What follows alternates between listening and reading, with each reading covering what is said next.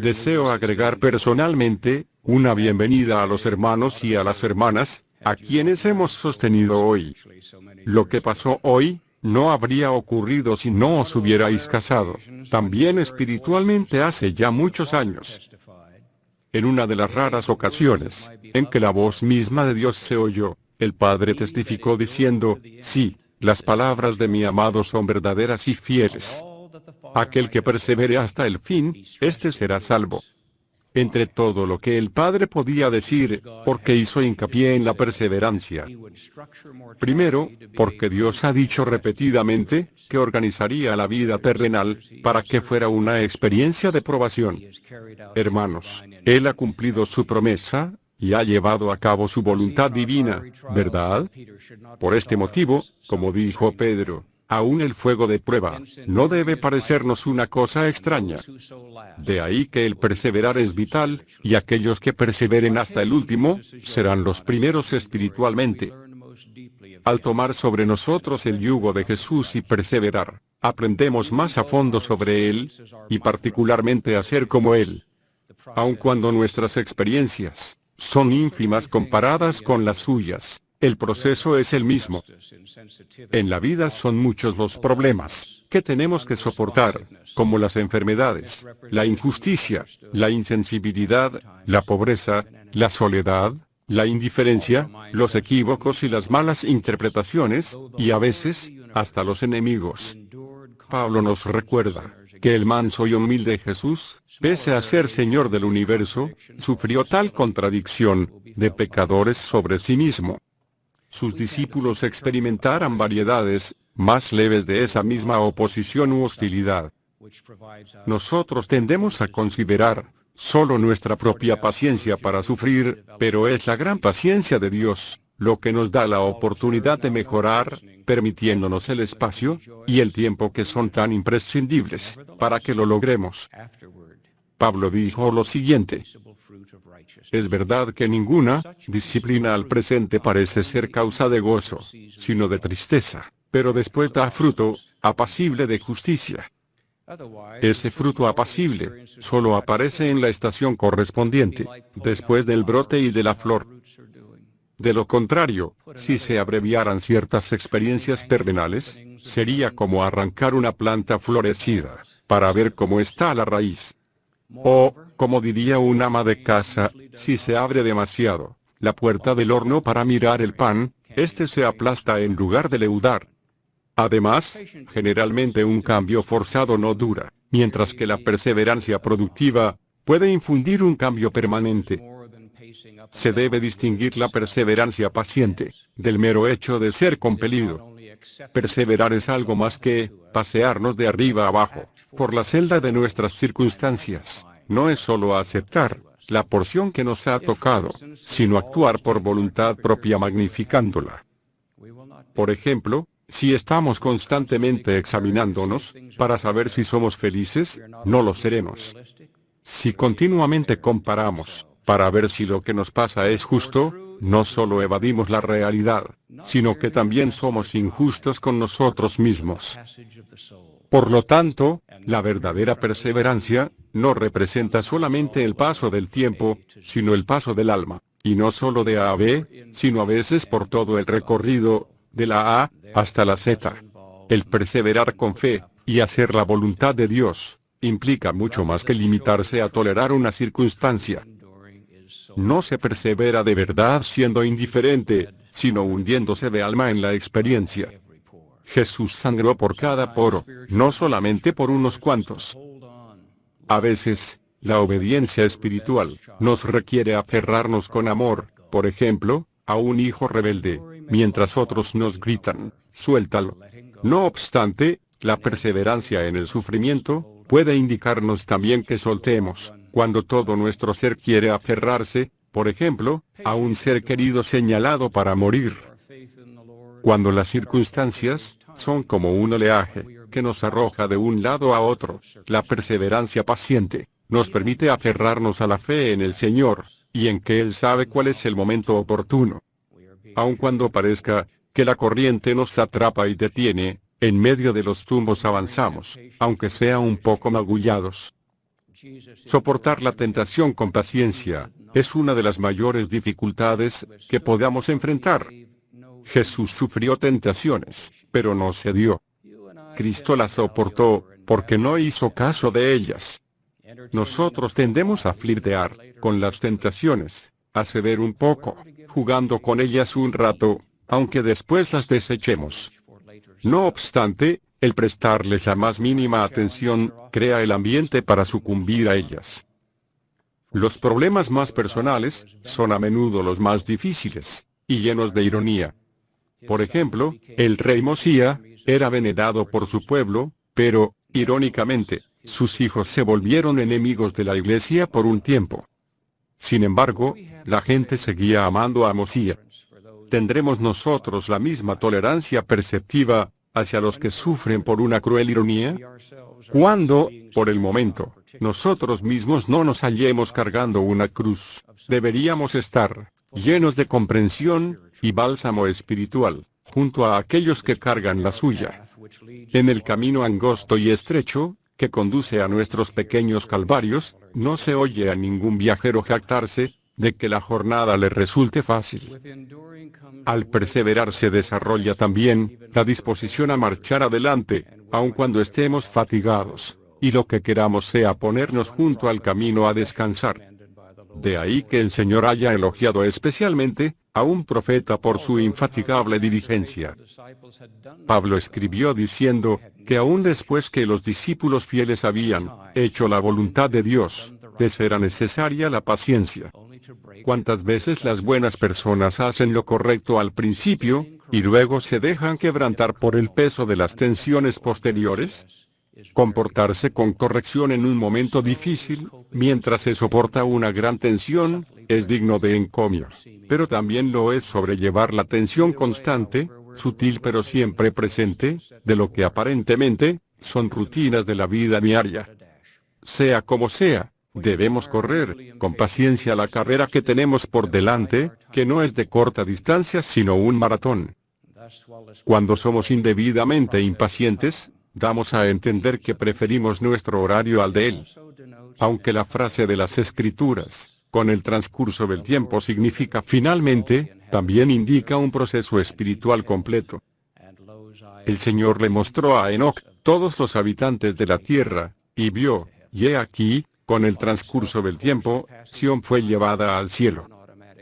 El paso del tiempo, en sí mismo, no nos brinda un avance automático, pero, como el hijo pródigo, a veces necesitamos el transcurso del tiempo para recobrar nuestros sentidos espirituales.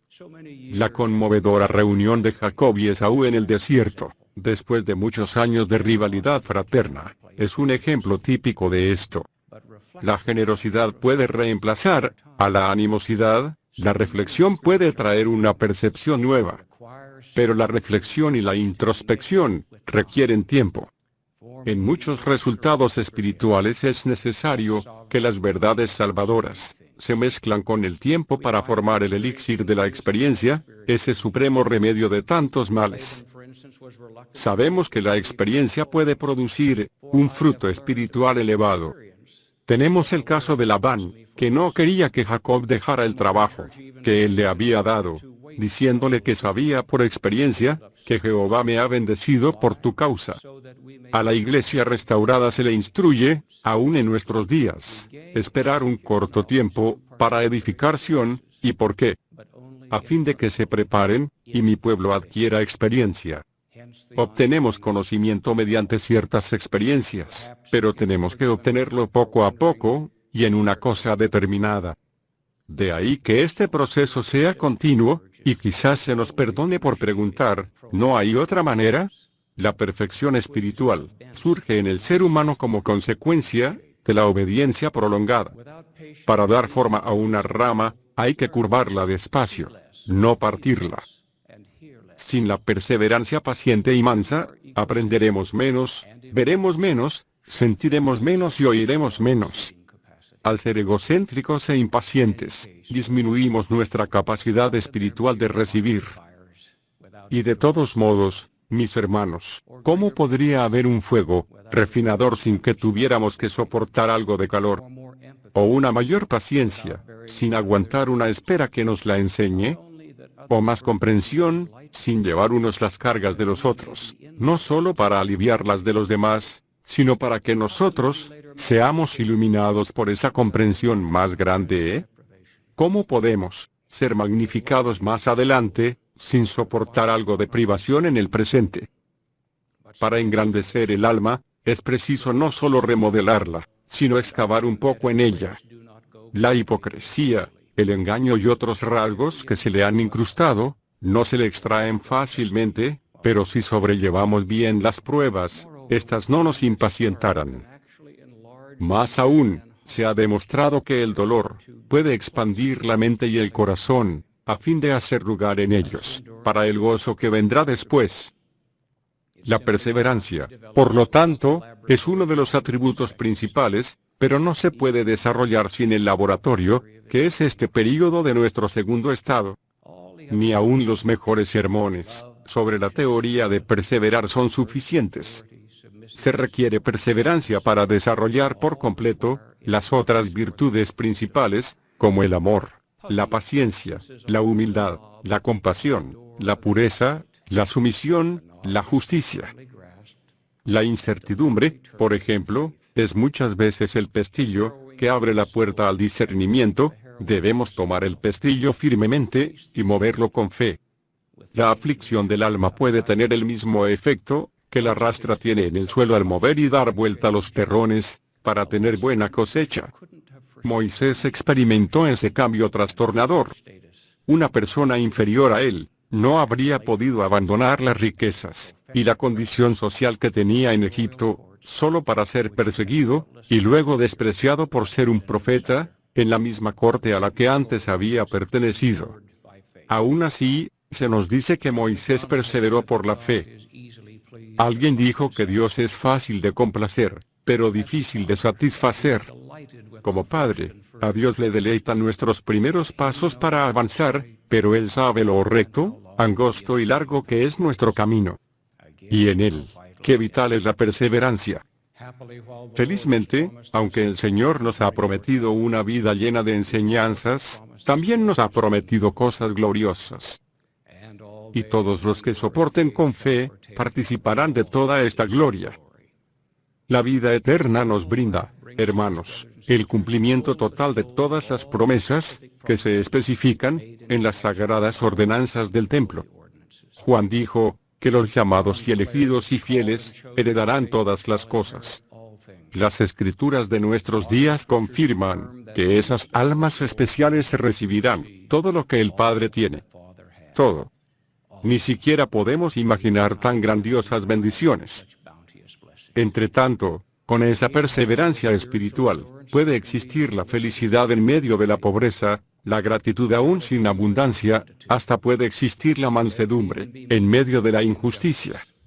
Nunca se ve brotar alguna raíz de amargura en los mansos que perseveran pacientemente. Mientras estemos en medio de todas estas cosas, si somos sabios como Job, evitaremos atribuir a Dios despropósito alguno. Igual que con todas las demás virtudes, Jesús es el ejemplo en esto. Mientras carguemos su yugo, también nosotros podemos aprender mejor cómo socorrernos unos a otros. En la misma forma, después de haber pasado por todas las experiencias de la vida, en pequeña escala, podremos al final decir, como Jesús dijo en la cruz, consumado es. También nosotros habremos podido acabar nuestros preparativos y hacer la obra determinada que Dios nos haya encomendado a cada uno. No obstante, no es posible que pase de nosotros nuestra insignificante copa, porque por esa razón hemos venido al mundo. De manera ínfima, aunque suficiente para nosotros, experimentaremos lo que es sufrir en el cuerpo como en el espíritu. Algunas aflicciones son físicas, otras mentales, o empiezan de esa forma, pero a veces ambas condiciones se combinan produciendo un sufrimiento especial.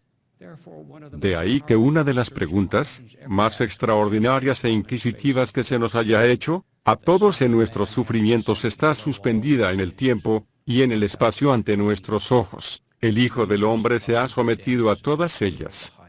¿Eres tú mayor que Él? Jesús descendió a las profundidades, y escaló las alturas para poder comprender todas las cosas. Por lo tanto, Él no solo es el Salvador, que efectuó la expiación total, sino el que tiene total comprensión en todo. Las pocas palabras con que describió los tormentos de la expiación, revelan que Jesús estaba determinado a no desmayar, al beber la amarga copa. En cambio, el sumiso Cristo nos hizo saber, que bebió y consumó el sacrificio. Cada parte de este era esencial. No es de extrañar que Pablo haya llamado a Jesús, el consumador de nuestra fe. Después de describir los tormentos de la expiación, Jesús nos exhorta diciendo, camina en la mansedumbre de mi espíritu, y en mí tendrás paz. Mis hermanos, esa es la única forma en que evitaremos desmayar, mientras tratamos de alcanzar esa paz, que sobrepasa todo entendimiento. Podemos ver en aquellos que sobrellevan bien, una tranquila y pacífica majestad, una silenciosa e íntima percepción de que, como Pablo, han guardado la fe.